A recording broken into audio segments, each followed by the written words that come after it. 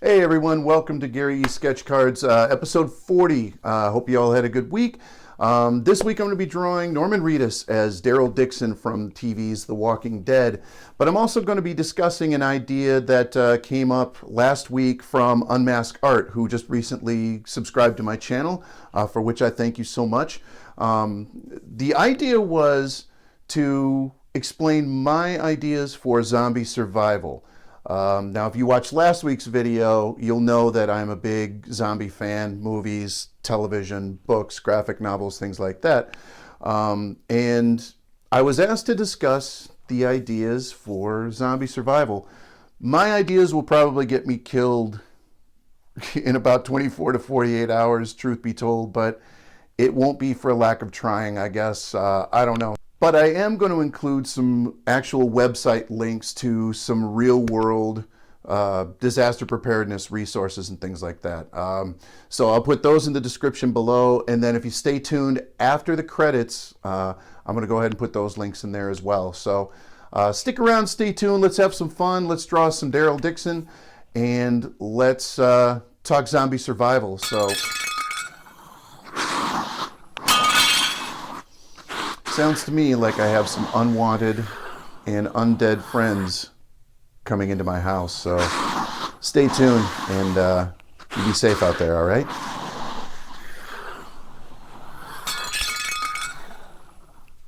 Oh! I needed that hand, dude.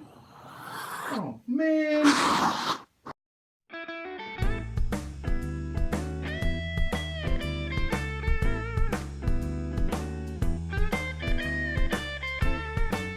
Hey everybody, it's Gary Enerson here.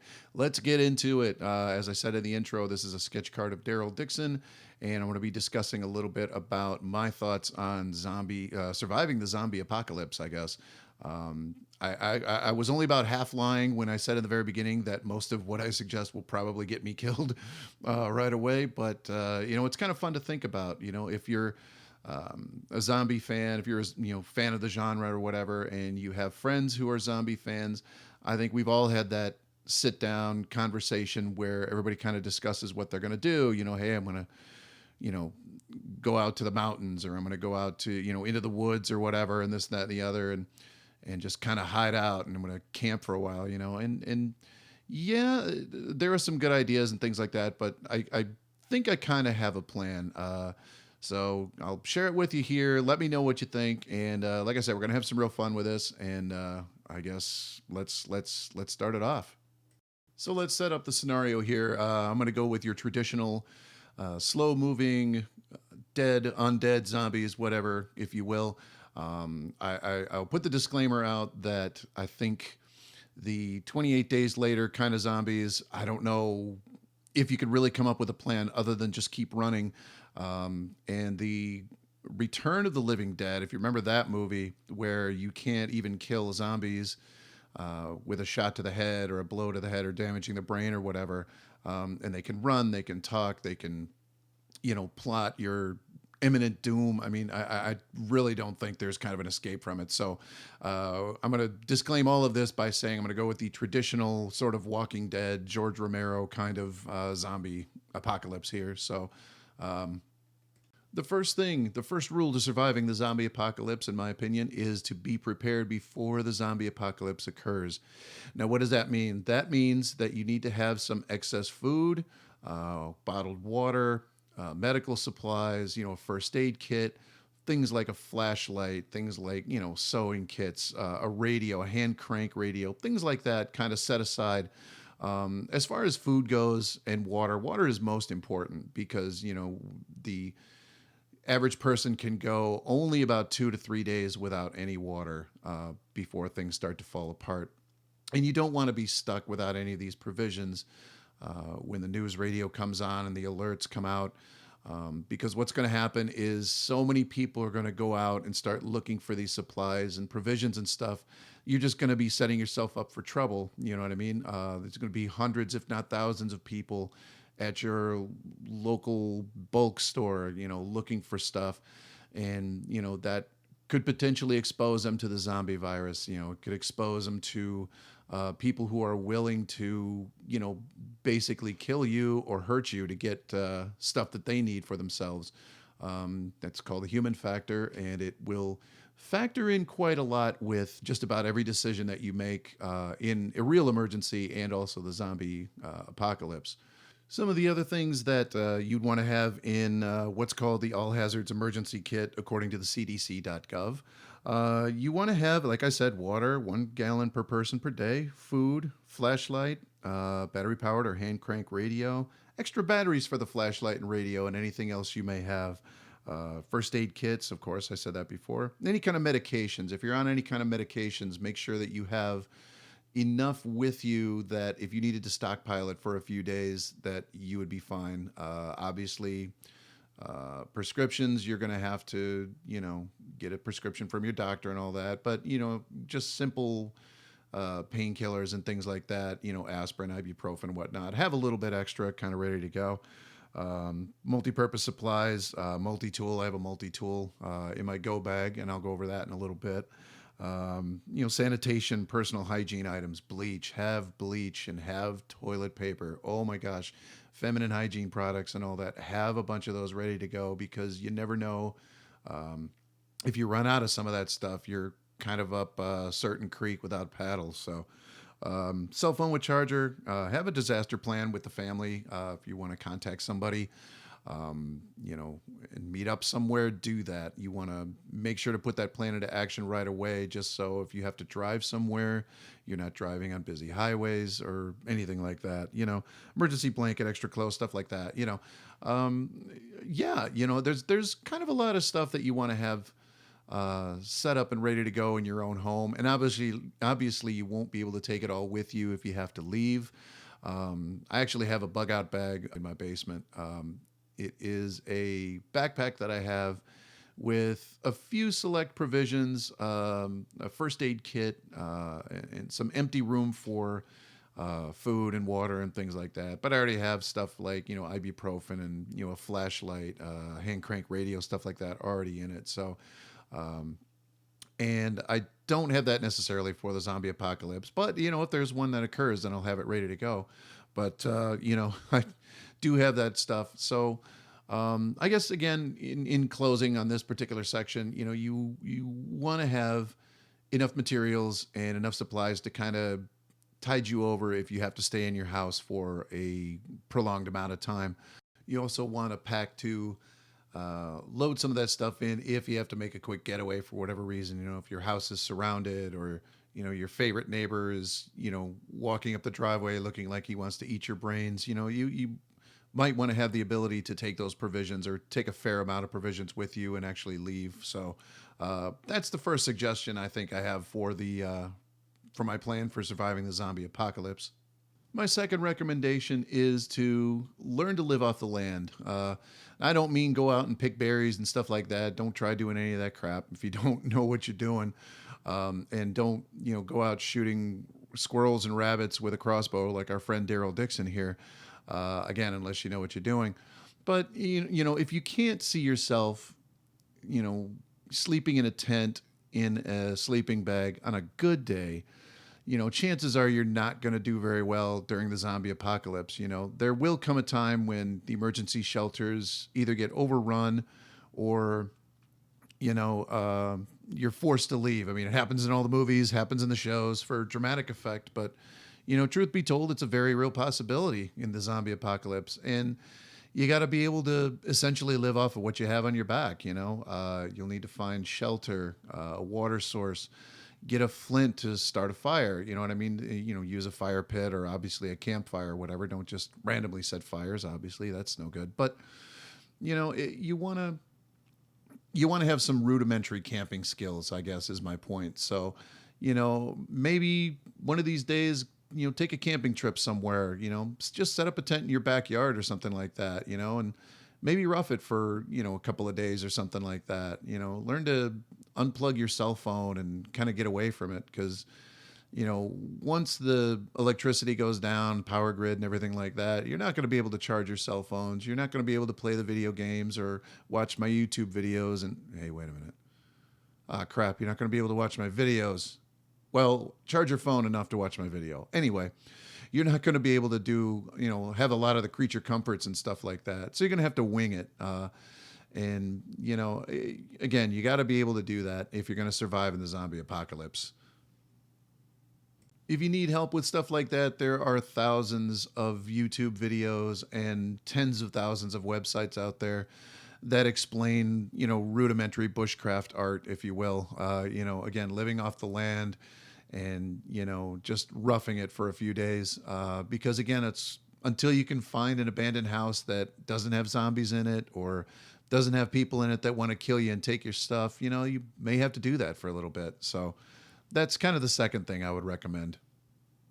Also, if you have to hook up with a group, make sure you can trust everybody in that group. If you're with friends and family and you're all kind of in it together, that's awesome. But if you have people that kind of latch onto your group, make sure that they're not the type of people that will, take your stuff while you're sleeping or worse. You know what I mean? You want to make sure that everybody in the group understands that, everybody kind of has to pull their own weight in a sense. You can share as much or as little as you want. You can help people as much as or as little as you want, but you want to make sure that you're doing everything for the good of the group. You see it time and time again on the shows and in movies and stuff like that. There's always somebody that's kind of hot dogging it. You know what I mean? Taking all kinds of risks and chances and things like that. And, basically making some stupid decisions. And if it means that that person could potentially get, your loved ones, your family, your friends hurt or killed, you kind of want to shake them loose. Don't hang around with them, I guess. You want to make sure that everybody is reliable is my point. And, whatever you have to do to make that happen is whatever you have to do. It sounds a little cold, but we are talking about the zombie apocalypse, people. So, let's suck it up, Buttercup. Know what I mean? Attire. What are you going to wear during the zombie apocalypse? Well, obviously you want to dress for your surroundings. If it's warmer weather, you want to have at least a jacket handy. If it's colder weather, you obviously want cold weather gear, a coat or an extra coat, extra layers, things like that. But on top of that, you also want to have a little bit of protection to prevent bites. So, it doesn't have to be like Kevlar body armor. It doesn't have to be riot gear. It could be hockey pads. It could be a thick leather coat. It could be whatever, whatever kind of thick clothing that is not going to allow that zombie to bite you. But again, it needs to be appropriate. You don't want to wear 10 layers of clothing in 100-degree weather. You don't want to wear you want to dress accordingly, I guess. But dress protectively because those zombies want nothing more than to bite into you and, taste those brains and taste that flesh, all that. So there we go. All right, let's talk about the weapons that we can use during the zombie apocalypse. In every movie, every TV show, book, what have you, the characters have guns and guns and more guns. And well, that's cool on television. And I'll be the first to admit it actually looks cool. This is something that is up to you. If you have never fired a weapon before in your life, then you have absolutely no reason to pick one up at all. Zombie apocalypse or not. That is just my opinion. Everybody has their own on this. But if you do decide that you want a firearm with you and you've been trained and you know the safety rules and everything like that for firing a weapon, obviously the lighter the weapon, the better.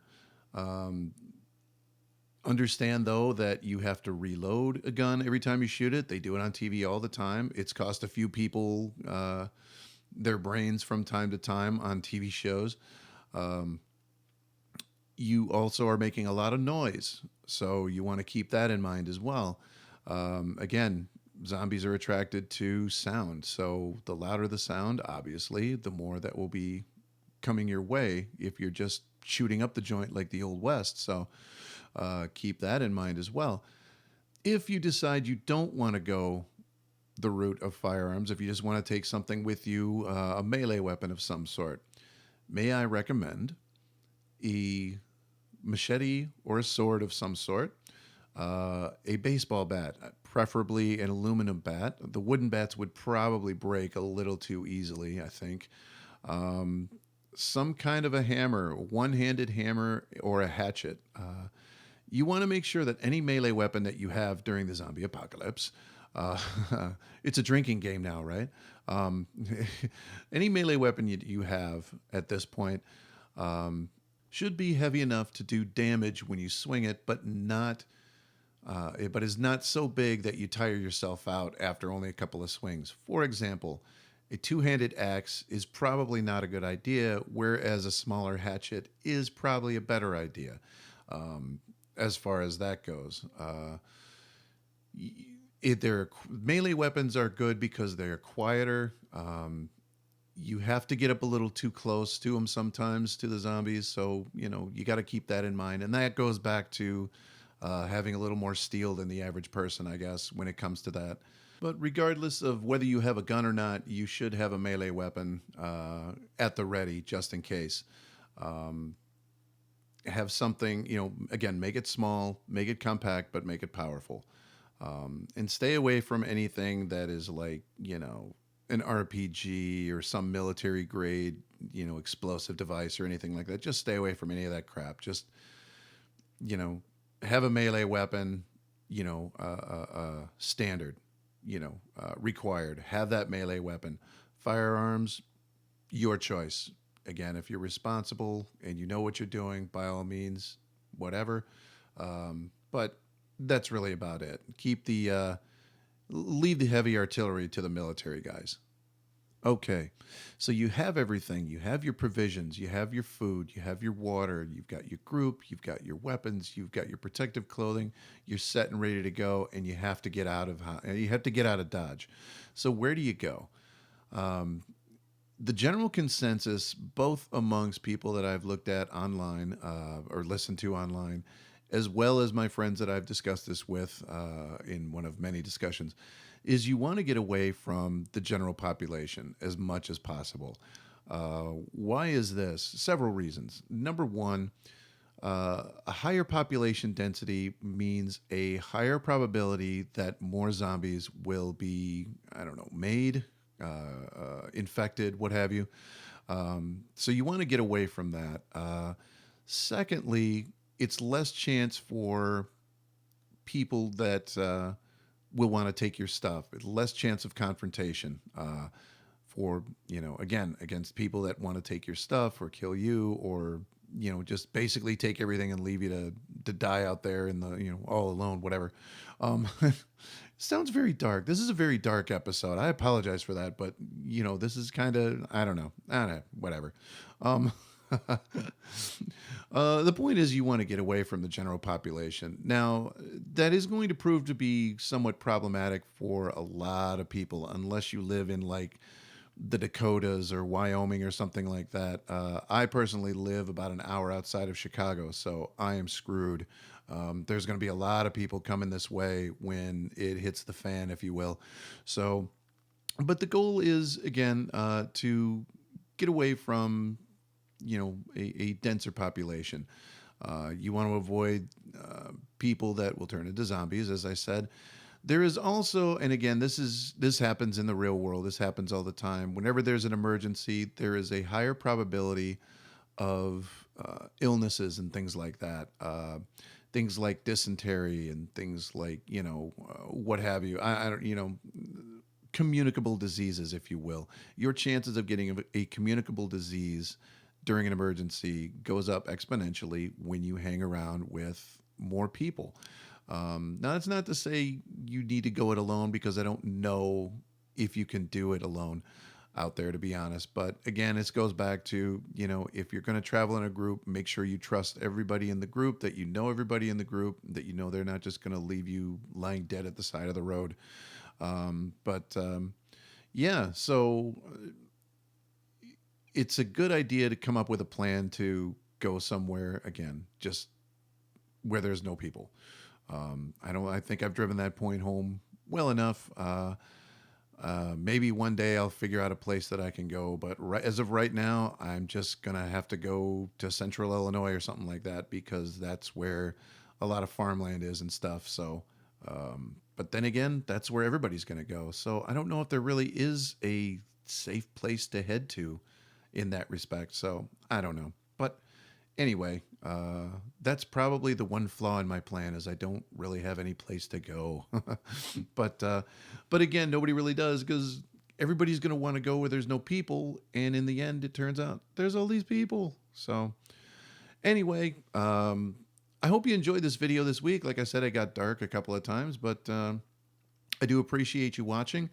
If I missed anything, or if you have any ideas that I may have overlooked or maybe completely wrong on, I don't know. Like I said in the very beginning, I could probably very well get myself killed in the first 5 minutes of the zombie apocalypse. If you have any suggestions or anything like that, leave a comment below. I would appreciate it. Also, like and share this video if you like what you're seeing here. I'll get to talking about the sketch card here in a minute, so I can't do the whole episode with just talking about doom and gloom and the zombie apocalypse, but I thought this was kind of fun, and it was something that I'd been wanting to do for a while. And again, thank you to Unmask Art for the idea, and this one's for you. There it is, How to Survive the Zombie Apocalypse. Again, there's a bunch of books out there. Max Brooks' Zombie Survival Guide, any military survival guide, things like that will sort of fuel the fire, if you will, as far as how to survive the apocalypse and that. But look them up on on Amazon or look up their websites and that if you're so inclined. If you're a zombie enthusiast, you probably actually already have some of the books in your library already. So I'm probably again not telling you anything you don't already know. So. And if you're a zombie enthusiast, you know that the second half of season 6 of The Walking Dead starts this week. So woohoo! So this is the Daryl Dixon sketch card. This has been Gary E's Sketch Cards, and this has been my attempt to help you survive the zombie apocalypse. Please like and subscribe. If you have any comments to leave, please leave them below. I'd appreciate it. Let me know if I missed something. Let me know if I was completely wrong. Let me know your ideas on surviving the zombie apocalypse or The Walking Dead or Daryl Dixon. So until then, I will see you next week. Peace.